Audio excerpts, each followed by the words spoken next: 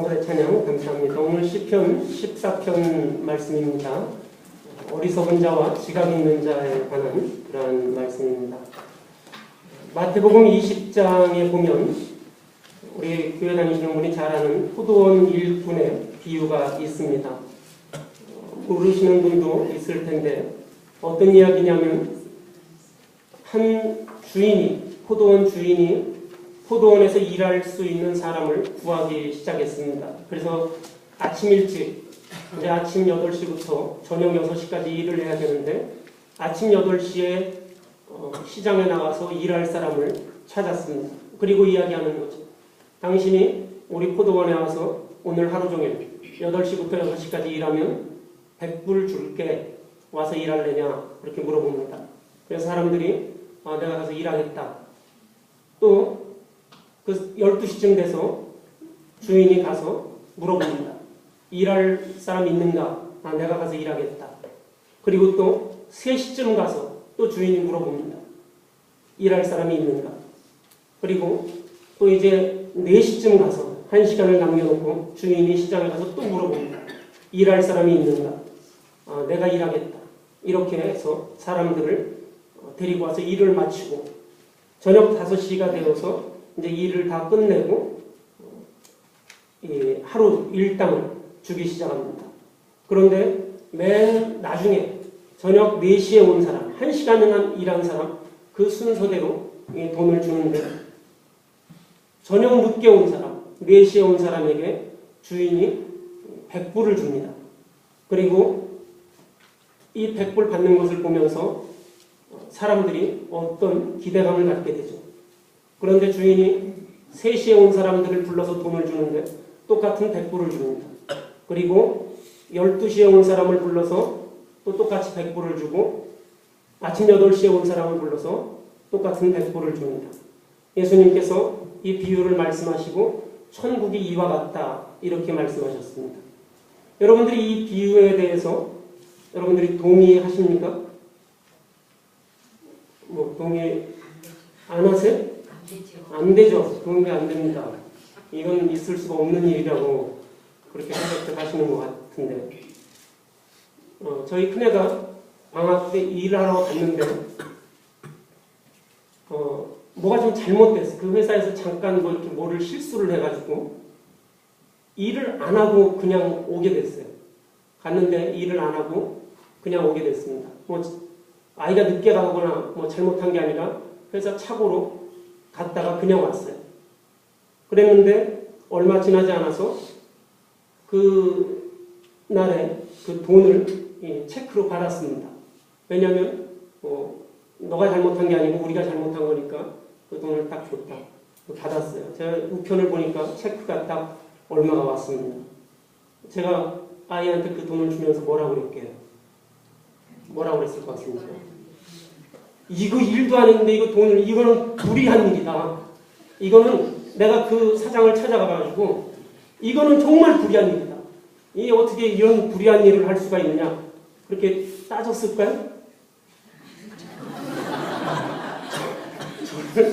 저를 좀 굉장히 좀 별로 안 좋게 보시는 것 같아요. 제가 이렇게 따지려고 그랬는데 머릿속에 따지려고 그랬는데 발이 안 움직이더라고요.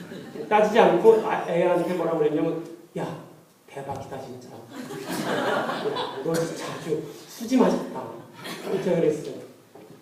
여러분이 내가 아침 8시에 가가지고 포도원 주인이 와서 당신 일할래? 100불 줄게. 그랬는데 내가 가겠습니다. 그랬는데 저녁 4시쯤에 우리 애가 그 포도원에 일하러 왔다고 생각을 해보십시오. 그랬는데 나중에 계산을 해주는데 나하고 똑같이 100불 준다고 나한테 그랬는데 똑같이 1시간 일한 우리 애한테 100불을 주면 그럼 제가 어떻게 하겠습니까? 이거는 불의한 일이다. 이럴까요? 야, 진짜 우리는 이 주인한테 감사해야 된다. 너는 1시간밖에 일 안 했지만 아빠하고 똑같이 나는 8시부터 일했는데 너한테 이렇게 돈 준 거 주인한테 감사해야 한다. 주인한테 가서 고맙다고 인사하고 와라. 제가 이렇게 얘기하겠죠. 그런데 만약에 내 애가 아니고 다른 다른 사람이면 어떻겠습니까? 다른 사람이면 이건 정말 말이 안 되는 소리다. 이건 정말 불의한 일이다. 주인한테 가서 따져야지. 그렇게 되는 거죠. 그건 뭐 당연히 그런 것입니다. 그래서 예수님께서 이 비유를 말씀하시면서 천국이 이와 같다. 그렇게 말씀하신 것이죠. 그것은 아침 8시에 와서 일한 사람이 자기 자녀가 4시에 와서 1시간 일하고 자기하고 똑같은 돈을 받아갈 때 그 주인에게 고마워하지 그것을 따지거나 그것이 잘못됐다고 이야기하지 않는 그런 사랑, 천국이 이와 같다고 그렇게 말합니다. 오늘 시편 14편에 보면 어리석은 자에 대한 이야기가 먼저 나옵니다. 천국을 알지 못하는 사람을 어리석은 사람이라 그렇게 말하는데 히브리어에서는 어리석은 자를 나발이라 그렇게 말합니다. 우리가 이해하기 쉽게 그냥 한국말로 나발분다 그렇게 생각하시면 돼요. 어리석은 사람들. 사무엘 25장에 보면 나발이라는 또 사람이 나옵니다. 나발이라는 부자가 있는데 다윗이 사울에게 쫓겨다니면서 그러면서도 변방에 있는 주민들을 보호해줬습니다. 도적대나 이방민족의 침략으로부터 지켜주었는데 다윗이 먹을 게 떨어져서 부하들에게 먹을 것을 주기 위해서 나발을 찾아갑니다. 그런데 이 나발은 자기를 도와주고 자기를 지켜준 이 다윗에게 재산을 빼앗길까봐 다윗을 조롱하고 다윗을 쫓아냅니다. 그래서 화가 난 다윗이 나발을 치려고 할 때 나발의 부인인 아비가일이 다윗을 말렸습니다.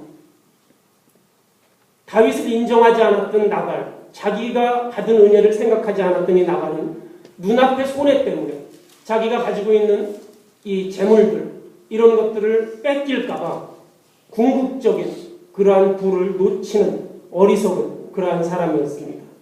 우리가 하나님에게 받은 은혜를 우리가 놓치는 경우가 참으로 많이 있는데 그것이 포도원 일꾼들처럼 또 나발처럼 내 눈앞의 손해 때문에 하나님 앞에 받은 그 큰 은혜를 내가 잊어버리는 것입니다. 내가 가지고 있는 아주 작은 그거 하나 때문에 하나님께 받은 놀라운 은혜를 잃어버리는 우리 그리스도인들이 참으로 많이 있습니다.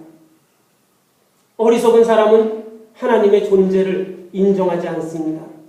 오늘 1절에 보면 어리석은 사람은 눈에 보이는 현실만을 인정하고 눈에 보이지 않는 영적 세계를 부정함으로 하나님이 없다고 합니다.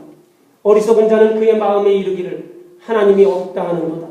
그들은 부패하고 그 행실이 가증하니 선을 행하는 자가 없도다.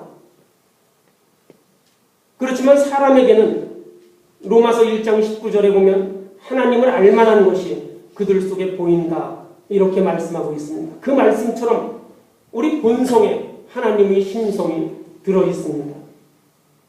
이번 주에 교황에게 한 언론 매체에서 교황에게 문의를 했죠. 예수를 믿지 않는 사람들에 관한 그러한 문의를 했습니다. 교황이 그 질문에 대해서 장문에 113쪽에 해당하는 그런 그 답변을 그곳에 보냈습니다. 뭐 여러 내용이 있지만 한마디로 요약해 보면 믿지 않는 사람들은 자기의 양심대로 자기의 도덕대로 살아가면 하나님께서 그들에게 자비를 베푸실 것이다. 이렇게 말했습니다. 믿지 않는 사람들이 천국에 갈 수 있을까? 그리스도인이 아닌 사람들이 천국에 갈 수 있을까? 이러한 질문에 그리스도인이 아닌 사람들은 자기의 양심에 따라서 살아가면 하나님께서 그들에게 자비를 베푸실 것이다. 이렇게 말씀한 그런 교서가 있습니다. 굉장히 그 전향적인 그런 답변인데 그 말씀처럼 또 로마서 1장 19절처럼 바울도 그런 말을 했는데 하나님을 알만한 것이 우리 사람 속에 있다. 이렇게 이야기했습니다. 우리 사람 속에는 기본적으로 신에 대한 신의 성품을 우리가 가지고 있습니다. 본성의 하나님을 찾는 종교성이 우리에게 있습니다. 그런데도 우리 사람들이 누구나 이 세상에 어떤 피조물도 하나님의 형상을 가지고 있지 않은 피조물이 없는데 사람들이 어떤 사람들은 나는 무신론자다. 나는 아무것도 믿지 않는다. 이렇게 이야기하는 사람들도 있습니다. 하지만 결코 그렇지 않아요. 그 누구도 하나님의 성품을 가지고 있지 않은 사람이 없습니다. 그런데 하나님을 부정하는 사람들이 있습니다. 그것은 바로 현실적인 것만 바라보기 때문에 세상적인 것에 욕심을 내기 때문에 어떻게든 이 세상에서 남을 누르고 내가 이겨야 하겠다는 그러한 생각 때문에 우리가 영적으로 깨어있지 못하게 되는 것입니다. 사람은 영적인 존재인데 하나님께 감사한 줄 모르고 세상적인 것만 추구하면서 스스로 나는 지혜 있다 이렇게 말하는데 그것은 바로 어리석은 자라고 성경은 그렇게 말합니다. 하나님뿐만 아니라 세상과 우리 인간이 하나님의 성품을 가지고 있다는 그 자체도 부정하는 미련한 사람, 그것은 그의 욕심이 그를 멸망으로 이끄는 것입니다. 나보다 크고 나보다 놀라운 하나님의 존재를 인정하는 그 길이 바로 우리가 지혜로운 자가 되는 첫걸음인 것입니다. 어리석은 사람은 죄악을 서슴없이 행하는 사람이 어리석은 사람입니다. 잠언 14장 9절에 보면 미련한 자는 죄를 심상히 여겨도 정직한 자 중에는 은혜가 있느니라 이렇게 말합니다. 심상히 여긴다는 말은 히브리어로 업신여기고 대수롭지 않게 생각한다는 그러한 뜻입니다. 미련한 사람들은 죄를 대수롭지 않게 생각하고 있다는 것이죠. 우리가 하나님 앞에 나아가는데 우리가 범죄하고 죄를 지으면서도 그것이 아무렇지도 않게 그렇게 생각합니다. 죄의 심각성을 인식하지도 못하고 타락한 악을 행하게 됩니다. 잠언 14장 16절에 보면 지혜로운 자는 두려워하여 악을 떠나나 어리석은 자는 방지하여 스스로 믿느니라. 자기 스스로를 믿고 자기 자신의 그 교만함과 자기 자신의 욕심이 하나님을 떠나게 되는 그러한 결과를 가져오는 것입니다. 이것이 어리석은 자라 그렇게 말하고 있습니다. 나발은 부자였는데 그는 다윗을 제대로 영접하지 못했습니다. 다윗과 부하들이 자기들을 지켜주었음에도 불구하고 그들을 돌봐주지 못했습니다. 그의 눈에는 그의 욕심이 가득해서 다른 사람이 눈에 들어오지 않았습니다. 하나님의 받은 은혜가 너무나 큰데 그 은혜에 감사하며 다윗과 그의 부하들을 잘 돌봐주어야 할 책임이 있는데 그렇게 하지 않음으로 인해서 나발은 멸망의 길로 빠져들고 말았습니다. 오늘 2절 말씀에 보면 여호와께서 하늘에서 인생을 굽어 살피사 지각이 있어 하나님을 찾는 자가 있는가 보려 하신즉 지각이 있는 자, 이 사람을 하나님이 찾는다고 그렇게 말씀하셨습니다. 지각이 있는 자라는 것은 마음에 신중한 사람, 지혜롭고 현명한 사람, 이 사람을 지각이 있는 사람이라고 그렇게 말하고 있습니다. 지각이 있어서 하나님을 찾는 사람이 있는가? 하나님께서 그 사람을 보려고 하셨다고 그렇게 말씀하고 있습니다. 우리 인생들을 굽어 살피시면서 어떤 사람이 지혜롭고 어떤 사람이 현명해서 나 하나님을, 나 여호와를 찾고 있는지를 굽어 살펴보고 있다는 것입니다. 그런 사람을 하나님은 찾고 계시는 것입니다. 어떤 사람이 지혜로운 사람인지, 어떤 사람이 나를 찾고 있는지, 어떤 사람이 나를 의지하고 있는지 그것을 하나님께서는 기억하시고 또 그 사람을 찾으신다는 것입니다. 우리 그리스도인 된 내가 하나님께서 찾으시는 그러한 지각 있는 사람, 지혜로운 사람입니까? 하나님 앞에 신중하고 현명하게 행동하는 사람입니까? 지혜로운 마음을 가지고 하나님께 의지하는 사람입니까? 나의 욕심만을 가지고 하나님을 외면한 채로 내 교만한 마음으로, 내 생각으로, 내 뜻대로 그렇게 살아가는 어리석은 그러한 사람이 되지는 않습니까? 기차가 레일 위를 달릴 때 제대로 된 길을 걸어갈 수 있습니다. 자기 마음대로 가겠다고 레일 위를 벗어나면 기차는 멈추어져 버리고 더 이상 한 발자국도 앞으로 갈 수 없습니다. 자기의 길을 걸어가려면 내일 위에 있어야 하는 것처럼 우리 인생도, 우리 사람도, 우리 사람의 길을 걸어가려면 하나님의 길 위에 거해야 합니다. 하나님과 동행하는 사람이 우리가 온전한 그러한 사람의 길을 걸어갈 수 있습니다. 지각 있는 사람은 하나님의 말씀 안에서 신중하게 행동하고 하나님의 뜻을 먼저 구하는 사람입니다. 그리고 지혜롭고 현명하게 살아가는 것입니다. 하나님이 나에게 주신 은혜에 감사할 수 있는 사람입니다. 세상적인 성공과 세상적인 명예를 얻었을 때에도 이 세상의 어떤 것보다도 하나님 앞에 먼저 감사할 수 있는 겸손한 사람입니다. 때때로 삶의 문제와 어려움에 있을 때에도 문제를 놓고 절망하거나 좌절하는 것이 아니라 그 문제를 놓고 크신 하나님을 피난처로 삼을 수 있는 사람입니다. 그 사람이 믿음의 용기를 가진 사람이고 하나님의 구원을 노래하는 사람이고 이런 사람을 하나님께서는 찾으신다고 그렇게 말씀하고 있습니다. 하나님이 찾을 때 우리가 바로 하나님 앞에 나아갈 수 있는 그런 사람입니까? 아니면 우리가 지혜롭지 못하고 어리석은 사람처럼 나의 뜻만을 생각하고 나의 생각만을, 나의 욕심만을 그렇게 따라감으로 인해서 하나님의 뜻을 버리고 내가 내 뜻을 따르다가 우리가 멸망의 길로 걸어가고 있지는 않습니까? 내가 작은 욕심 때문에 하나님의 큰 은혜를 내가 저버리고 있지는 않습니까? 나의 욕심 때문에 나의 이웃들, 나의 형제들, 또 나의 사회에서 모두가 같이 함께 멸망하는 그러한 일들을 우리가 하고 있지는 않습니까? 남을 섬기는 것이, 남을 사랑하는 것이, 이웃과 함께하는 것이, 그것이 나에게 어려운 일일지라도 결국은 그것이 우리 모두가 함께 살아가는 것입니다.